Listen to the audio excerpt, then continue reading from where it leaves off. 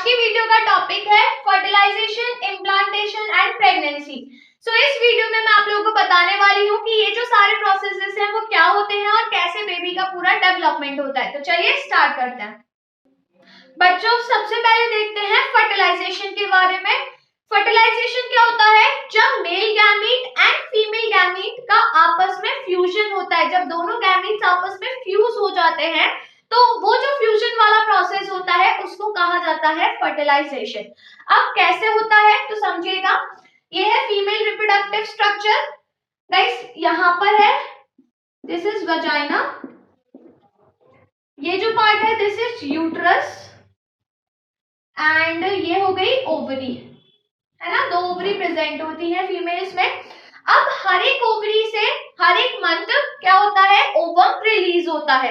मतलब अगर एक ओवरी से एक मंथ पे ओवम रिलीज होता है तो दूसरे मंथ दूसरी ओवरी से ओवम क्या होता है? रिलीज होता है। अब मान के चलिए कि इस वाली ओवरी से ओवम रिलीज हुआ और वो ओवम कहाँ पर आ गया? फैलोपियन ट्यूब में आ गया। यहाँ पर ये ओवम है, ये आ गया कहाँ पर? Fallopian tube. ये है फैलोपियन ट्यूब जिसको ओविडक्ट भी कहा जाता है ना। तो ये हो गया ओविडक्ट। अब मान के चलिए कि अगर जो ओवम है, ये है ओवम, ओवम जब फैलोपियन ट्यूब में है मतलब ओविडक्ट में है और उसी टाइम पर स्पर्म रिलीज हो रहे हैं, वजाइना के थ्रू स्पर्म आ रहे हैं, तो फिर क्या होगा? यहां से ये आ गए स्पर्म, ठीक है। ये ऊपर मूव करेंगे, स्पर्म की जो टेल होती है वो हेल्प करती है स्पर्म के मूवमेंट में। तो ये स्पर्म आए। अब कुछ स्पर्म तो ऑब्वियसली इधर जाएंगे क्योंकि मिलियंस ऑफ स्पर्म अंदर आते हैं, ठीक है। तो ये जो ओवम है इसके आसपास बहुत सारे ऐसे स्पर्म आ गए। कुछ स्पर्म इधर चले गए, तो जो इधर जाएंगे वो डिसइंटीग्रेट कर जाएंगे, खत्म हो जाएंगे। कुछ स्पर्म जो होते हैं वो यही यूट्रस की लाइनिंग पर ही, जो यूट्रस का रास्ता होता है वहीं पे मर जाते हैं, क्योंकि ऑब्वियसली जो हेल्दी स्पर्म होते हैं वही ऊपर तक पहुंच पाते हैं, बाकी जिनके जो स्पर्म होते हैं वो रास्ते में ही मर जाते हैं। अब जो ओवम है, ओवम के आसपास बहुत सारे स्पर्म आ जाते हैं, बट सिर्फ एक ही स्पर्म ओवम के अंदर जा पाता है और फ्यूज कर पाता है। तो वो सिर्फ एक ही स्पर्म होता है जो ओवम के अंदर जाता है और उसके साथ फ्यूज कर जाता है। स्पर्म का न्यूक्लियस एंड ओवम का न्यूक्लियस आपस में क्या कर जाते हैं? फ्यूज कर जाते हैं। तो उसी प्रोसेस को क्या कहा जाता है? Fertilisation. The fusion of male gamete and female gamete to form zygote is known as fertilization. यहाँ पर क्या होता है? जो male gamete है that is sperm and जो female gamete है that is ovum, दोनों आपस में क्या कर गए? फ्यूज। बेसिकली दोनों का न्यूक्लियस फ्यूज करता है और क्या फॉर्म हो जाता है? जाइगोट फॉर्म हो जाता है। अब स्पर्म में कितने क्रोमोसोम होंगे? 23 क्रोमोसोम। ओवम में कितने होंगे? 23, क्योंकि हम ह्यूमंस की बात कर रहे हैं। तो 23 क्रोमोसोम है। दोनों के न्यूक्लियस आपस में फ्यूज कर गए, जाइगोट फॉर्म हो गया। जाइगोट में कितने क्रोमोसोम हो जाते हैं? 46 क्रोमोसोम, मतलब 23 पेयर्स ऑफ क्रोमोसोम रिस्टोर हो जाते हैं। तो इसी प्रोसेस को क्या कहा जाता है? फर्टिलाइजेशन कहा जाता है। गाइस, यहाँ पे एक और क्वेश्चन आता है जो कि अगेन इंपॉर्टेंट क्वेश्चन है कि जो फर्टिलाइजेशन का प्रोसेस होता है वो कहाँ पर होता है? तो वो फीमेल में जो ओविडक्ट वाला पार्ट होता है दैट इज फैलोपियन ट्यूब। इसको और क्या कहते हैं? फैलोपियन ट्यूब भी कहा जाता है, याद रखिएगा, फैलोपियन ट्यूब। तो इसी के अंदर होता है फर्टिलाइजेशन का प्रोसेस। वेरी इंपॉर्टेंट क्वेश्चन है, ठीक है। तो गाइस, ये तो हो गया फर्टिलाइजेशन। अब फर्टिलाइजेशन के बाद क्या होता है तो वो भी जानते हैं, बट उससे पहले इसको नोट कर लीजिए।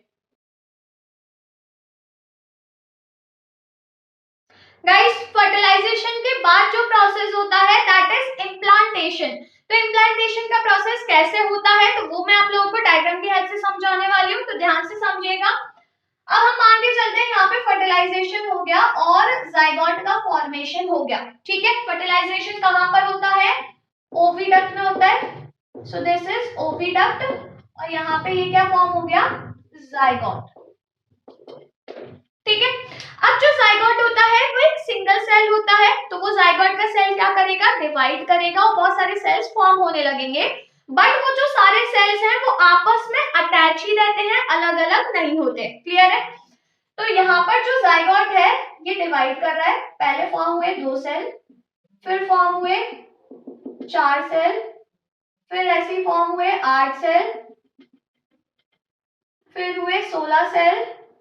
तो इस टाइप से सेल लगातार क्या कर रहे हैं, ये डिवाइड भी कर रहे हैं और साथ में ये मूव भी कर रहा है ना।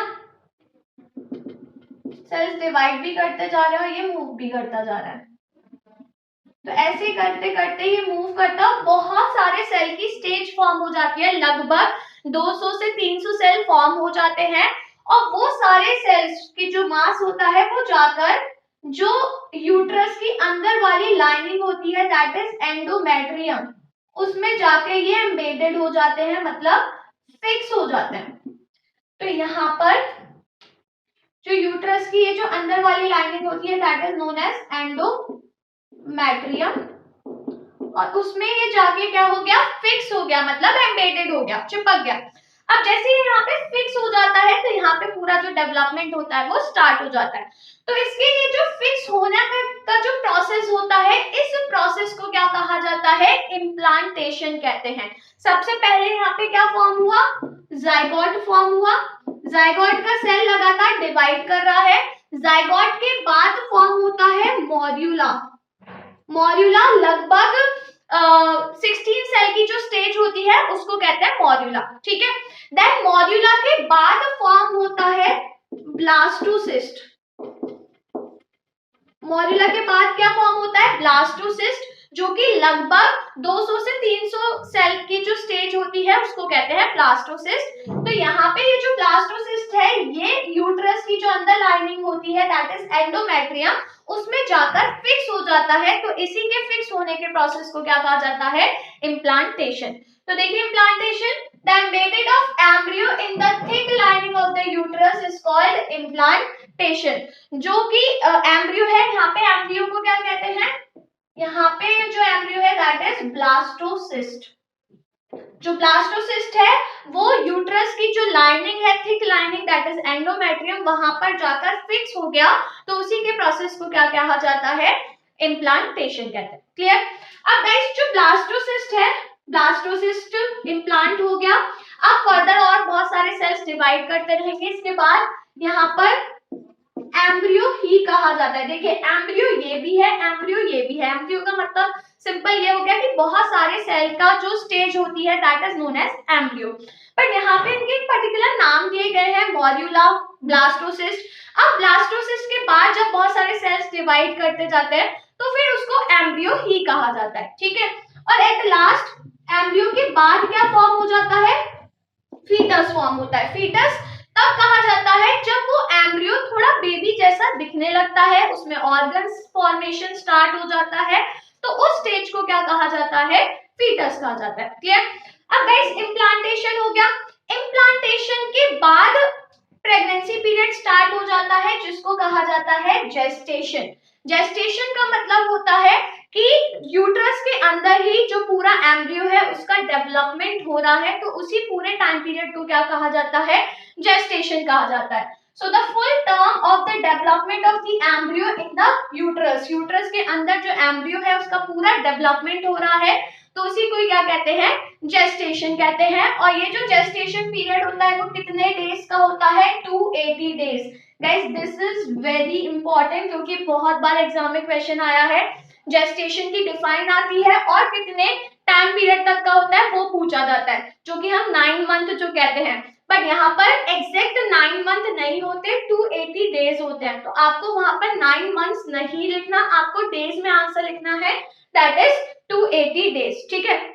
अब यहाँ पे क्या होता है, बहुत सारे बच्चे फर्टिलाइजेशन के बाद लिख देते हैं जेस्टेशन पीरियड। नहीं गाइस, फर्टिलाइजेशन के बाद पहले होता है इम्प्लांटेशन, और जब इम्प्लांटेशन हो जाता है इसके अंदर तब जाके स्टार्ट होता है जेस्टेशन पीरियड। इस चीज को याद रखेगा, ठीक है, जो कि कितने डेज का होता है, 280 डेज का होता है। तो यहाँ पे प्रेगनेंसी क्या हो जाती है, स्टार्ट हो जाती है। तो जो प्रेगनेंसी है उसकी डिफाइन पूछी जाती है, the state of carrying the unborn young one inside the body. मतलब वो स्टेट जब अनबॉर्न जो चाइल्ड है वो बॉडी के अंदर है, यूट्रस के अंदर है, तो उस स्टेट को क्या कहा जाता है, प्रेगनेंसी पीरियड कहा जाता है। क्लियर। अब यहाँ पे दो डिफाइन और पूछी जाती है जो कि बहुत सारे बच्चों को कंफ्यूजन भी होता है, एम्ब्रियो एंड फीटस। तो इसके बारे में मैंने आपको अभी बताया। एम्ब्रियो कब कहा जाता है, जब बहुत सारे सेल की स्टेट होती है, मास होता है बहुत सारे सेल का, तो उसको कहते हैं एम्ब्रियो। जब वो बेबी जैसा नहीं दिख रहा है, उसमें ऑर्गन्स का फॉर्मेशन नहीं हुआ है, तो तब उसको एम्ब्रियो कहा जाता है। बट जब उसमें ऑर्गन्स का फॉर्मेशन होने लगता है, वो थोड़ा बेबी जैसा लुक आने लगता है उसमें, तो फिर उसको क्या कहा जाता है, फीटस कहा जाता है। तो दोनों की डिफाइन पूछी जाती है। एम्ब्रियो क्या होता है, the growing egg after fertilization until the main part of the body and the internal organ have started to take shape। मतलब जो ग्रोइंग एग है, जो ग्रोइंग जो ओवम है, जाइगोट फॉर्म हुआ, जाइगोट के बाद वो जो ग्रो कर रहा है, तो जो ग्रोइंग एग है फर्टिलाइजेशन के बाद जब उसमें ऑर्गन्स का फॉर्मेशन नहीं हुआ, पार्ट्स फॉर्म नहीं हुए, जब वो बेबी जैसा नहीं दिख रहा है, तो उसको क्या कहा जाता है, एम्ब्रियो कहा जाता है। और फीटस किसको कहा जाता है, when embryo start having a look of a baby. जब वो बेबी जैसा एम्ब्रियो दिखने लगता है, तो फिर उसको क्या कहा जाता है, फीटस। तो फीटस कब कहते हैं, जेस्टेशन पीरियड के 7 वीक्स के बाद उसमें ऑर्गन्स का फॉर्मेशन स्टार्ट हो जाता है, और तब जाके उसको फीटस कहा जाता है ना। जेस्टेशन पीरियड जो होता है स्टार्ट हो जाता है, तो इसके 7 वीक्स के बाद और उसके जस्ट लगभग बाद उसको क्या कहा जाता है, फीटस कहा जाता है। क्लियर है, तो इस चीज को याद रखिएगा। अब क्या हुआ, डेवलपमेंट हो गया, बेबी फॉर्म हो गया, तो डेवलपमेंट के बाद अब क्या होगा, चाइल्ड का बर्थ होगा। तो जो चाइल्ड का बर्थ होता है उस प्रोसेस को क्या कहते हैं, पार्चुरेशन कहते हैं। पार्चुरेशन का मतलब होता है बर्थ होना, ठीक है। तो लास्ट जो प्रोसेस होता है दैट इज पार्चुरेशन, मतलब बेबी का बर्थ होना। तो पार्चुरेशन क्या हुआ, it is the act of expelling the full term fetus from mother uterus at the end of the gestation। जब gestation खत्म हो जाता है, तो जो पूरा डेवलप्ड फीटस है वो मदर के यूट्रस से बाहर आता है, तो उसका जो वो बाहर आ रहा है, उसका जो बर्थ हो रहा है, उसको, उस प्रोसेस को क्या कहा जाता है, पार्चुरेशन। जब बेबी बाहर आता है तो वो सबसे पहले रोने लगता है, तो वो जब वो रोता है उससे क्या पता चलता है कि उसका जो रेस्पिरेटरी सिस्टम है वो प्रॉपर काम कर रहा है। क्लियर। तो गाइस यहाँ पे जो प्रोसेसेस हैं उनको लाइन वाइज याद रखिएगा, क्योंकि यहाँ पे आपको प्रोसेसेस को जंबल फॉर्म में दे देंगे और आपसे कहेंगे इनको सीक्वेंस में अरेंज करिए। तो सबसे पहले कौन सा प्रोसेस होता है, ओव्यूलेशन। ओव्यूलेशन मतलब ओवरी से ओवम रिलीज होता है। फिर उसके बाद होता है फर्टिलाइजेशन का प्रोसेस, जो कि ओविडक्ट में होता है। फर्टिलाइजेशन के बाद होता है इम्प्लांटेशन का प्रोसेस, फिर उसके बाद होता है जेस्टेशन पीरियड, और फिर एट लास्ट होता है पार्चुरेशन। तो ये 5 जो टर्म्स है, प्रोसेसेस है, इन्हें लाइन वाइज याद रखिएगा। सबसे पहले ovulation, then fertilization, then implantation, then gestation and at last parturition। Clear है। तो गाइस सारी डिफाइन पूछी जाती हैं और ये जो प्रोसेसेस हैं इनको लाइन वाइज पूछा जाता है, तो इसको नोट कर लीजिए।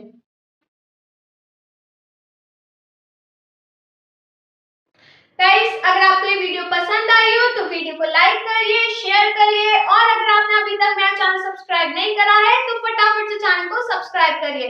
तो अब मैं आपसे मिलती हूँ मेरी अपकमिंग वीडियो में एक नए टॉपिक के साथ। तो तब तक के लिए बाय बाय।